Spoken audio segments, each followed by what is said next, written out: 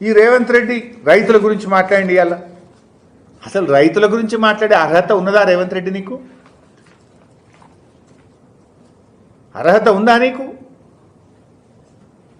నేను రైతు బంధు బంద్ చేయలేదు, 2000 బెంచ్ ఇచ్చిన అని మాట్లాడండి ఇవాళ సంగారెడ్డిలో.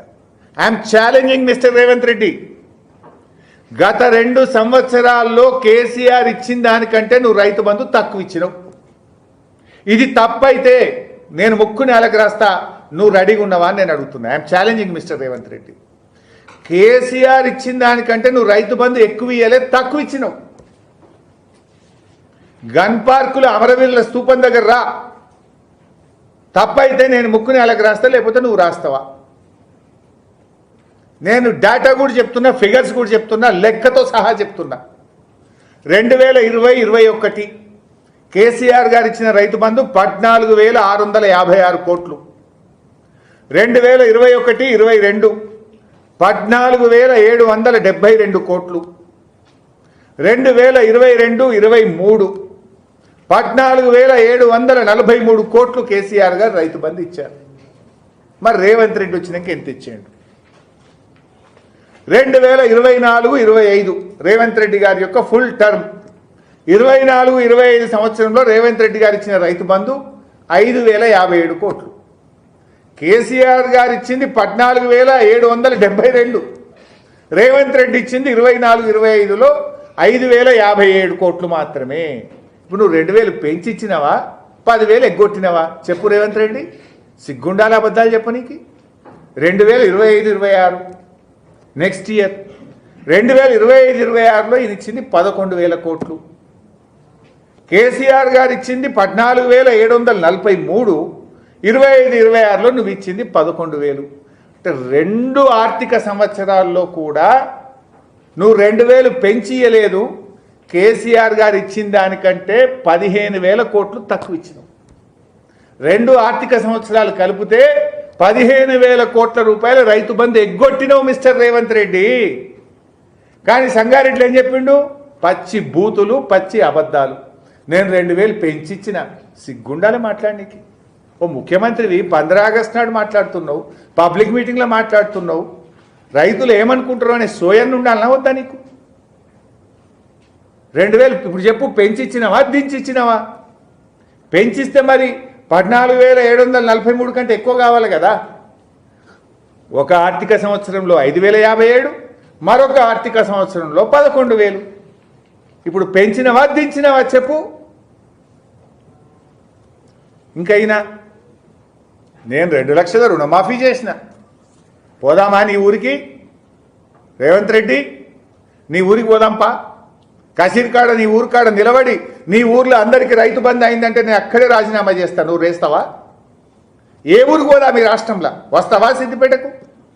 చెప్పు, నీ ఇష్టమున్న ఊరికి పోదాం, నీ ఇష్టమున్న డేటుకు పోదాం, నువ్వు చెప్పిన టైంకు నేను వస్తా. ఇద్దరం కూడా పోదాం. గన్మెన్లు వద్దు, కార్యకర్తలు వద్దు.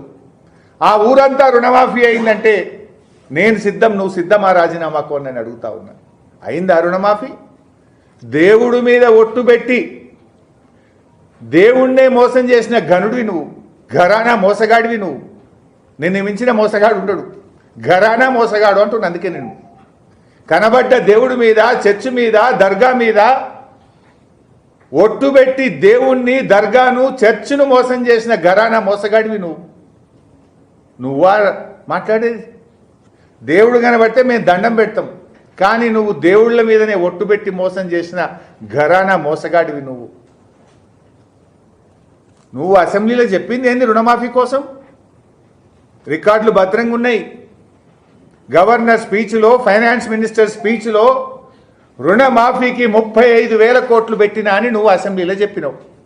నువ్వు చేసింది ఎంత? 20,041 కోట్లు. 20,041 crores చేసినావు. I stand by my figure. చెప్పింది 35, చేసింది 20. 15,000 కోట్ల రుణమాఫీ ఎగ్గొట్టినావు. నీది నోరా మోరా? 2 లక్షల మీద ఉన్నోళ్ళు కట్టుండ్రి. ఒక్క నిమిషంలో మీరు రుణమాఫీ చేస్తా అని చెప్పలేదా రేవంత్ రెడ్డి? నీ వీడియో చూసి పంపనా? చూసుకుంటావా? ట్వీట్ చేస్తా. ఈ ప్రెస్ మీట్ అయినాక నువ్వేం మాట్లాడినావో నీకు ట్వీట్ చేస్తా, చూసుకో. అసెంబ్లీలో నువ్వు చెప్పిన 35,000 కోట్ల బడ్జెట్, నువ్వు పబ్లిక్ మీటింగ్లో 2 లక్షల మీద ఉన్న డబ్బు కట్టండి, ఒక్క నిమిషంలో మీ రుణమాఫీ చేస్తా అని చెప్పిన వీడియో నీకు పంపిస్తా, చూసుకో. ఇప్పటికైనా రుణమాఫీ చెయ్యి. మనిషివైతే, పౌరుషం ఉంటే, నిజాయితీ ఉంటే, రైతుల మీద ప్రేమ ఉంటే, రైతు బిడ్డవైతే చెయ్యి రుణమాఫీ. చెప్పిన విధంగా 35,000 కోట్లు చెయ్యి. రైతు బంధులో 2,000 పెంచిచ్చినా అన్నావు కదా, నువ్వు చెప్పిన ప్రకారం 2,000 పెంచిస్తే 15,000 కోట్లు బాకీ పడ్డావు. 15,000 కోట్లు ఇచ్చి నువ్వు సంగారెడ్డి చెప్పిన మాట నిజమని చెప్పి నిలబడు మాట మీద, లేదంటే క్షమాపణ చెప్పు. సంగారెడ్డిలో 2,000 పెంచి ఇచ్చినా అని అబద్ధం ఆడినా అని చెంపలేసుకో. నేను ఫిగర్ చెప్పిన 14,743 కోట్లు కేసీఆర్ ప్రభుత్వం ఇచ్చింది. నువ్వు ఇచ్చింది ఒక సంవత్సరం 5,057, ఒక సంవత్సరం 11,000 తక్కువ ఇచ్చినావు, పెంచలేదు, దించినవు. I stand by my word. ఒక్కటన్నా నిజం చెప్తావా? రుణమాఫీ అబద్ధం, రైతు బంధు అబద్ధం, నిరుద్యోగులకు ఉద్యోగాలు అబద్ధం. అందుకే నిన్ను గరాణా మోసగాడు అంటున్నా నేను. కరెంటు ఈయనంటే 24 గంటల కరెంట్ ఇస్తుండట. ఏ సబ్స్టేషన్ పోదాం? నేను మొన్న సిద్దిపేట మండలం రాఘవాపూర్ సబ్స్టేషన్ పోయినా, అంతకుముందు మెదక్ జిల్లా నర్సాపూర్ సబ్స్టేషన్ పోయినా, అంతకుముందు నల్గొండ జిల్లా బొమ్మల రామారం సబ్స్టేషన్ పోయినా. ఎక్కడ పోయినా 10-11 గంటలకు మించి కరెంట్ వస్తలేదు. నాట్ ఈవెన్ 10 అవర్స్, 11 అవర్స్, 24 గంటల కరెంటు మాయం చేసినావు. నీ ఇంటెలిజెన్స్ ఏం చేస్తుందో నాకు తెలియదు.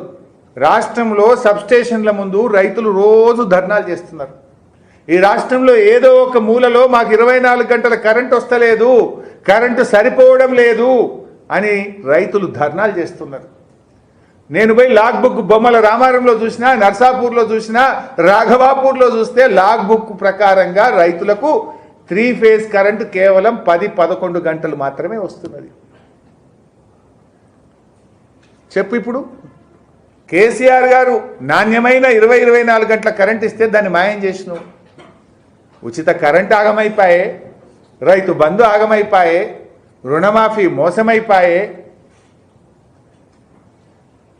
ఎరువులు దొరికే యాప్ పెట్టివి నువ్వు. ఇవాళ నాకు నంగనూరు మండల్ నర్మెట వెంకటాపూర్ రైతులు వచ్చింది.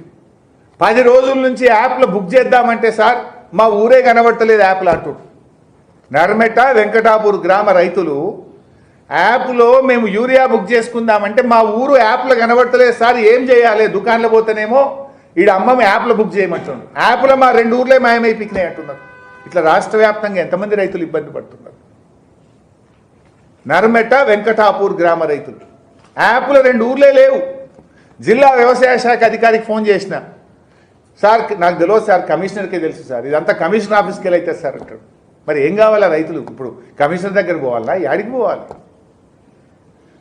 ఇలా ఆ 2020-013 యూరియా 750 రూపాయలు ధర పెరిగింది, అది కూడా దొరుకుతలేదు. డిఏపి అసలే దొరుకుతలేదు, యూరియా బంగారం అయిపోయింది, ఎరువులు దొరకాయి, కరెంటు రాదు, రైతు బంధు ఎగబెడతావు, రుణమాఫీ ఆగమాగం సగం సగం. ఏది చక్కగా ఉన్నది? వ్యవసాయ విద్యుత్ కనెక్షన్లు విడుదలైతలేవు ఈ రాష్ట్రంలో. 1,00,000 మంది రైతులు డీడీలు కట్టి విద్యుత్ కనెక్షన్ కోసం ఎదురు చూస్తున్నారు. మెదక్ జిల్లాలో 3200 విద్యుత్ కనెక్షన్ల కోసం వెయిట్ చేస్తున్నారు. సిద్దిపేట జిల్లాలో 2000 వ్యవసాయ విద్యుత్ కనెక్షన్ల కోసం వెయిట్ చేస్తున్నారు. ఏమైంది అని ఎస్సీ గారిని అడిగితే ట్రాన్స్ఫార్మర్లు లేవు సార్, ఏబీ కేబుల్ లేదు సార్, క్రాసారం లేవు సార్, మెటీరియల్ లేదు. నీ ముఖానికి రైతుల వ్యవసాయ విద్యుత్ కనెక్షన్లు ఇవ్వలేకపోతున్నావు. వెనకట ఆనాడు 4,900 ఉంటే దాన్ని 10,000 చేసినావు, ధర డబుల్ చేసినావు, కానీ రిలీజ్ అవుతలేవు. 1,00,000 వ్యవసాయ విద్యుత్ కనెక్షన్లు ఈ రాష్ట్రంలో పెండింగ్ ఉన్నాయి.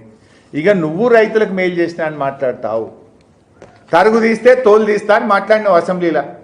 మొన్న తరుగు తీయకుండా ఈ రాష్ట్రంలో ఒక్క రైతు వడ్లు కొన్నరా? 3 కిలోలు, 4 కిలోలు, 5 కిలోల తరుగు తీసింది కదా. ఈ రాష్ట్రంలో ఏ రైతును కదిలించినా చెప్తాడు ఎన్ని కిలోలు తరుగు తీసిండ్రో. అటు తరుగు పెట్టి అట్లా మోసం చేస్తేవి, 2 యాసంగిలకు బోనస్ ఎగ్గొడుతీవి. ఇక నువ్వు రైతుల గురించి మాట్లాడతావు. ఇదా నువ్వు సంగారెడ్డిలో 15 ఆగస్టు నాడు మాట్లాడే పచ్చి అబద్ధాలు? ఒక ముఖ్యమంత్రి 15 ఆగస్టు నాడు పచ్చి అబద్ధాలు మాట్లాడొచ్చునా? మహిళల గురించి మాట్లాడతాడు. ఏం చేసినావు మహిళలకు? నువ్వు ఏం చెప్పినావు ఆ రోజు? మహాలక్ష్మి పథకం కింద ప్రతి మహిళకు నెలకు 2500 రూపాయలు ఇస్తాను. ఇచ్చినావా ఒక్కరికన్నా? నీ గవర్నమెంట్ వచ్చి 32 నెలలు అయింది. 32 నెలలంటే ఈ రాష్ట్రంలో 1 కోటి మంది మహిళలకు ఒక్కొక్కరికి 80,000 రూపాయలు రేవంత్ రెడ్డి బాకీ పడ్డాడు. ప్రతి అక్కకు చెల్లెకు రేవంత్ రెడ్డి బాకీ 80,000 రూపాయలు. అది ఈ రేవంత్ రెడ్డి ఏమిచ్చినావు మహిళలకు?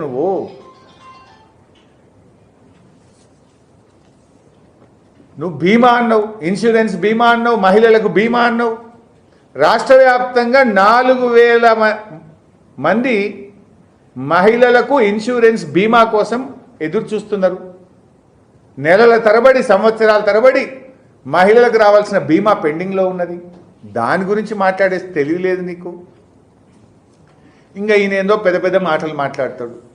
నీ కమిషన్ల సంగతి, మీ దోపిడీ సంగతి నేను చెప్తలేను, మీ ఎమ్మెల్యే రాజగోపాల్ రెడ్డి చెప్పిండు కదా.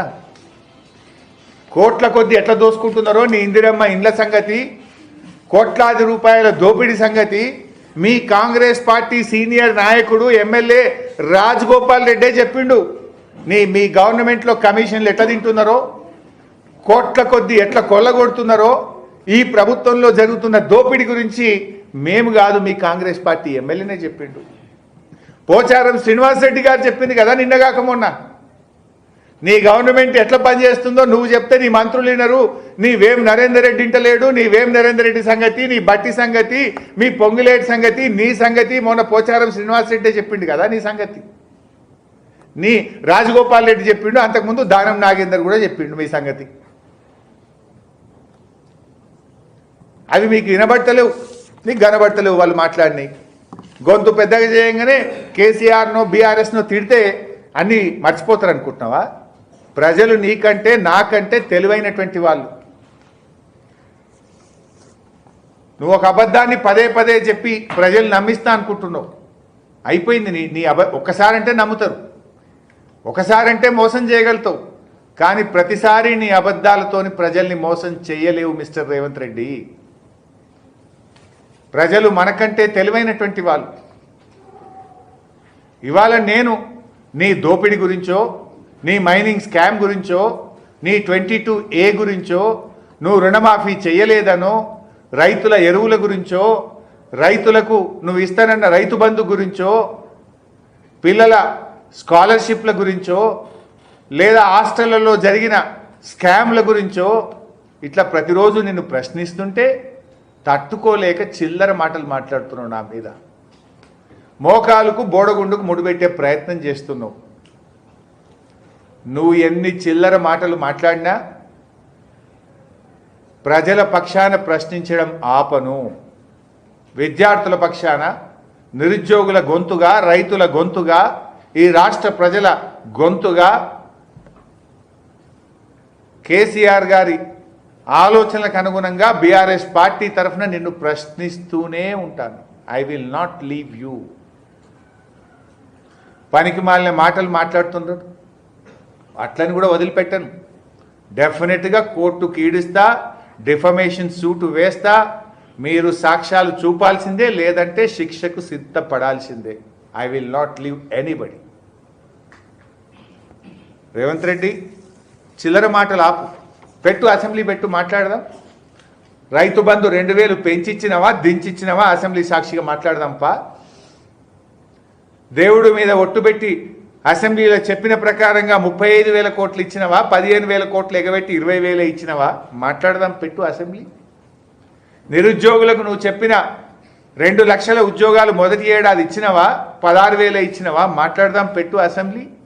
ఎందుకు అసెంబ్లీ పెట్టమంటే పారిపోతున్నావు? కనీసం సంవత్సరానికి 20 రోజులు కూడా అసెంబ్లీ పెట్టలేడు. Not even 20 days. అసెంబ్లీ అంటే వణికిపోతుండు రేవంత్ రెడ్డి, గజగజలాడుతుండు. ఎందుకు పెట్టలేవు అసెంబ్లీ? ఆ రోజు పెద్ద పెద్ద మాటలు మాట్లాడినావు కదా, 50 రోజులు పెట్టాలి, 100 రోజులు పెట్టాలి అసెంబ్లీ అన్నావు కదా. ఇప్పుడు దాదాపు 3 ఏళ్ళు అయింది. సంవత్సరానికి 20 రోజులని అసెంబ్లీ పెడుతున్నావా నువ్వు? చెప్పు, పెట్టు అసెంబ్లీ, మాట్లాడదాం ప్రజా సమస్యల మీద. కాంగ్రెస్ పార్టీ మీటింగుల్లో అబద్ధాలు మాట్లాడడం కాదు, అసెంబ్లీ వేదికగా మాట్లాడదాం రా. పనికిమాలిన మాటలు కాదు, ప్రజల కోసం ఏం కావాలనో ఆలోచించు. ఉమ్మడి జిల్లాకు వచ్చినావు, అరే ఏ రకంగా ఉన్నాయి రోడ్లు, కాలు చేతులు ఇరిగిపోయి యాక్సిడెంట్లు అయ్యి ప్రజలు నానా ఇబ్బందులు పడుతున్నారు, ఆ రోడ్ల గురించి మాట్లాడు. మంచినీళ్ళు లేక ఇబ్బంది పడుతున్నారు, ఆ నీళ్ళ గురించి మాట్లాడు. సాగునీటికి భరోసా ఇచ్చే ప్రయత్నం చేయి, పెండింగ్ ప్రాజెక్టులు పూర్తి చేసే ప్రయత్నం చేయి. గతంలో జిల్లాకు వచ్చినప్పుడు ఇచ్చిన హామీలు అమలైనయా లేవా ఒక్కసారి రివ్యూ చేయి. ఏదో మా మీద బురద జల్తా, పనికిమాలిన మాటలు మాట్లాడతా అంటే ప్రజలు నీకంటే నాకంటే తెలివైన వాళ్ళు. They observe everything, they understood everything. నీకు డెఫినెట్గా టైం వచ్చినప్పుడు కర్రు గాల్చి వాత పెడతారు, నేను ఇడిచిపెట్టారు. Thank you.